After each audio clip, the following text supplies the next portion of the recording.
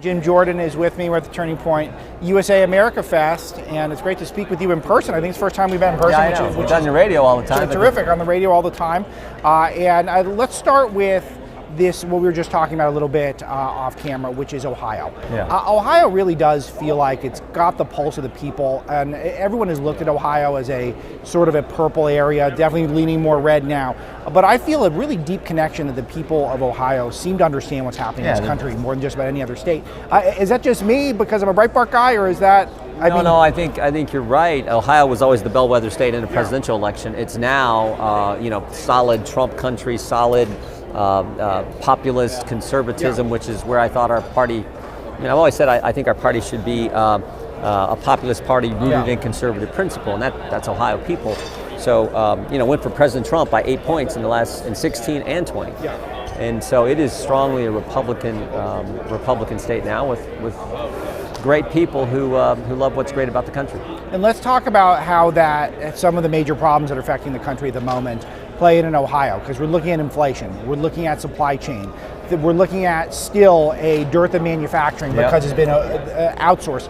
We haven't corrected a lot of these problems that we kind of started identifying 5-6 years ago. How much progress do you think has been made? Well, Joe Biden's made everything worse. I mean, literally, you can go from 12 months ago we were energy independent. Now we have the President of the United States telling American companies to decrease production. At the same time, he's telling OPEC to increase production. We went from safe streets to record crime. We went from stable prices to 40-year high in inflation. So all that's happened in 1 year under Democrat control of the federal government. So now I still feel like our state is doing well because we have this strong manufacturing base, this strong agricultural base. I always tell folks, the district I get the privilege of representing, West Central, North Central Ohio, 435 congressional districts in the country. We're in like the top 25 in agricultural production and manufacturing. So it's that great mix in Ohio. The old adage is in Ohio you make things and grow things, and that's what we do in our district. So I think in spite of Biden,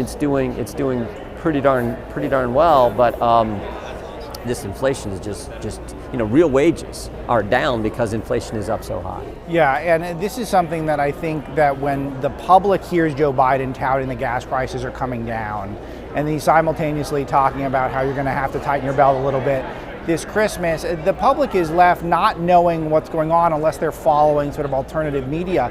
But are you getting the sense that there's some Ohioans who are starting to think, wait a minute, maybe what the establishment has been telling me for all these years is not true after all? Oh yeah. People see, the American people and folks in our great state, the American people have common sense. They see through all the BS. When Secretary Mayorkas tells us, oh, the border is secure, we're like, what are you talking about, dude? When the President of the United States says, oh, if we spend another $2 to $5 trillion, it will help inflation, everyone's like, what are you talking about? So they can say all the crazy things they want, but Americans get the truth. They have common sense. The American people are smart, so they're not buying this garbage that they see from the administration. And then when you couple all the bad policies with the fact that they are weaponizing the government and attacking our First Amendment liberties, that's what really, I think, gets people fired up and probably what concerns me more than anything else. So, what concerns the Democrats and the Congress more than anything else seems to be January the 6th.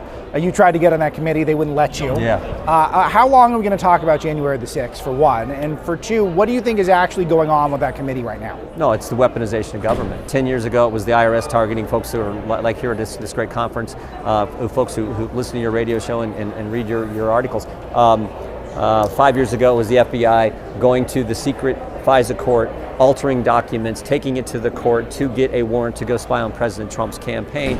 2 months ago, it was the Department of Justice saying we are going to use counterterrorism measures at the FBI to go after moms and dads who were speaking up at school board meetings. And then this past week, it was, we're going to weaponize the contempt power of Congress to try to put a good man, a friend of mine, Mark Meadows, in prison, the president's former chief of staff, destroy executive privilege, and because it's all designed to go after President Trump, and maybe more importantly, the people who in this country who are pushing back against the left. That is the real. I mean, when you try to chill the speech of parents for simply showing up at school board meetings and saying we don't want this curriculum, this racist hate America curriculum taught to our kids, I mean, that is as wrong as it gets. So to me, that's the big concern. Is it interesting for you because you're so close with Mark Meadows that they've sort of isolated on him and Steve Bannon? I mean, Steve kind of might enjoy it in some strange way, but Mark Meadows seems to be one of the nicer guys in Washington. It seems very interesting that he was the choice to really hone in on in a particular way. Yeah, particularly a former colleague, a guy that everyone respects, a guy who did an amazing job both as a member of Congress and serving the president.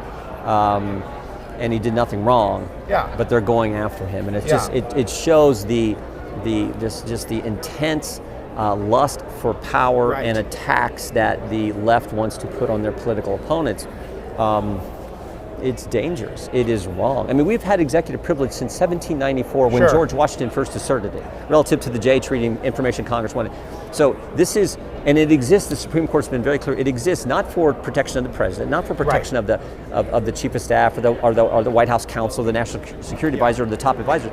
It exists so that we, the people, benefit, the country benefits by having this candid conversations between the president and his top advisors, and it's wrong what they're doing. So I want to connect a few things because you have a book called Do What You Said You Would Do, and that is a message that you're going to have to live up to in about a year because it looks like you guys are going to have a big win in the Congress, fingers crossed.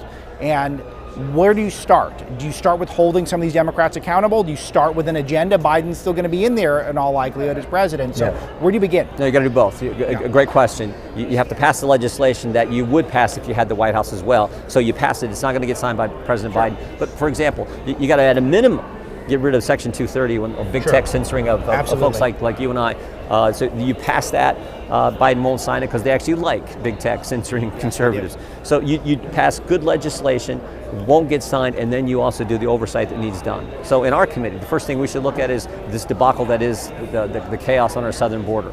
We should have oversight. That's legitimate legislative oversight. We should be looking at what the Justice Department really did do. The information that was passed back and forth when they decided to go after moms and dads in this whole school board issue. The Ways and Means Committee should be trying to figure out how in the heck did thousands of Americans' tax returns get public? I mean, that is never supposed to happen in this country. So those are the kind of investigation, and maybe the top investigation, which I think will primarily be done out of the Oversight Committee, is on Fauci and the gain of function and the lab leak, which is the most likely scenario how we got this virus. So those are the kind of oversight investigations that have to happen.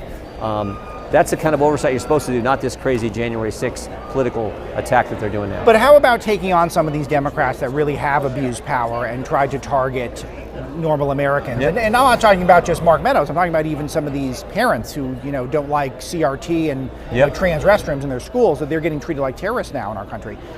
Is there a way to start investigating them? You'll probably be in charge of the Judiciary Committee. I mean, I think that's investigation, along with the immigration issue, what the Justice Department is doing to weaponize the Justice Department, specifically the Counterterrorism Division against moms and dads. Investigation that has to happen. And I've said all along, when the Democrats go down this road of kicking Republicans off committee, trying to put a good man in prison like Mark Meadows, they shouldn't do this stuff. But if they're going to cross this bridge, if it's good enough for one side, it should apply to the other as well. So we're going to have to do some I think really hard-hitting investigations and hold people accountable as best we can. We can't prosecute anyone, obviously, and that's a good thing. We have separate and equal branches of government, but we got to get the truth out there and do the hearings where you can do the cross-examinations and get the documents you need to make sure the American people have the full story. What about Adam Schiff in particular? Everyone wants you to investigate Adam Schiff. Well, I will tell you this. I mean, just this past week, he altered a document that I had sent to the chief of staff, sent to Mark a year ago.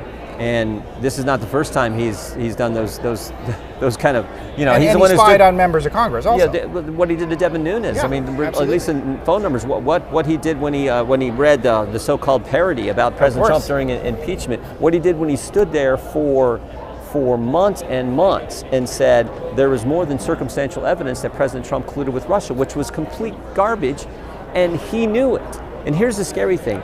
Adam Schiff, when he makes statements like that, is not just any member of Congress. He's not just any chairman of a committee in Congress. He's chairman of the Intelligence Committee. He gets additional briefings that no one else in the country gets. And so for him to assert that, it comes with added weight. And it was a false statement, as we all now know. That I think just shows how wrong he has been on so many things. I want to ask you about China, because I think China is the greatest geopolitical threat we face. They've got these hypersonic missiles that are apparently avoiding some of our detection capabilities. Very scary stuff. Again, this barely comes up in our establishment media right now. In fact, there's a lot of pro-China talk that happens these days. You're in charge of the Judiciary Committee, your role in Congress grows. What is the message to China going forward? Well, right now, unfortunately, I think the big takeaway in my mind is when you project weakness from the Oval Office, bad people around the planet will do bad things. And I think we're starting to see that play out. And frankly, it started several months ago, if you remember, when Secretary Blinken was in Anchorage meeting with his Chinese counterpart. And the lecture, the dress down that the equivalent of the Chinese Secretary of State gave to our Secretary of State in the United States. On our soil.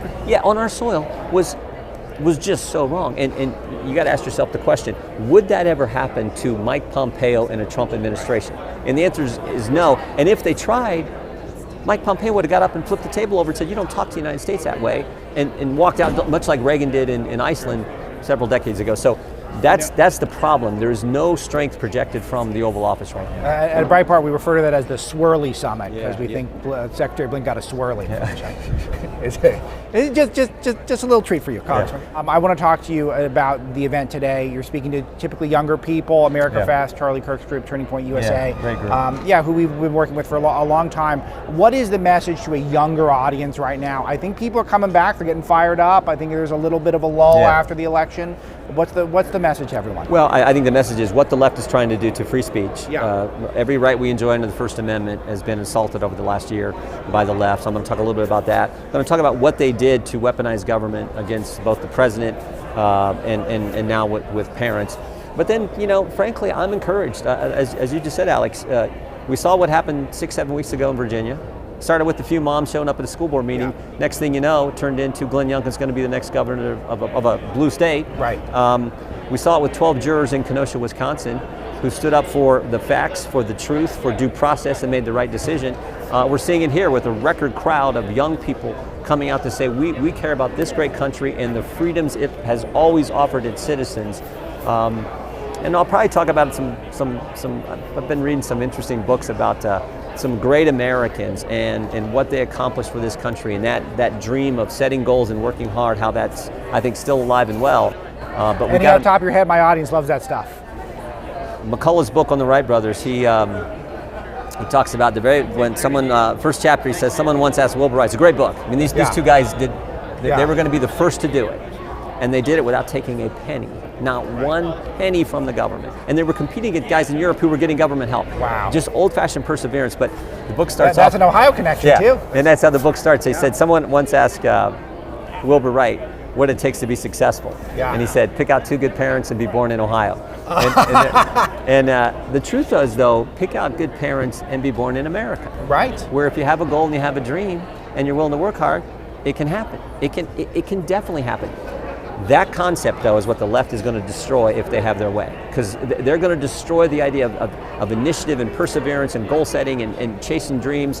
That's what's at stake. And so I'll maybe try to share that with the group as well. Last one for today. Do you have a plan in place for big tech? I'm sure it's still percolating a little bit, but can you share some of where you're thinking right now? 3 things. First, get rid of the liability, the protection they have under Section 230. That's step 1. Step 2, expedited path to get antitrust actions to the Supreme Court. If you see some of the things Justice Thomas has written, he wants to address this issue, it seems to me. Let's get it to the Supreme Court and deal with the whole antitrust issue. That's a better place than having Biden bureaucrats at the FTC make these decisions. And then third, we're examining a private right of action you can bring when you know big tech is censoring your posts, your tweets, your content. So we think those 3 things empower we the people. Those are the three avenues we think make sense that we're looking at in the Judiciary Committee.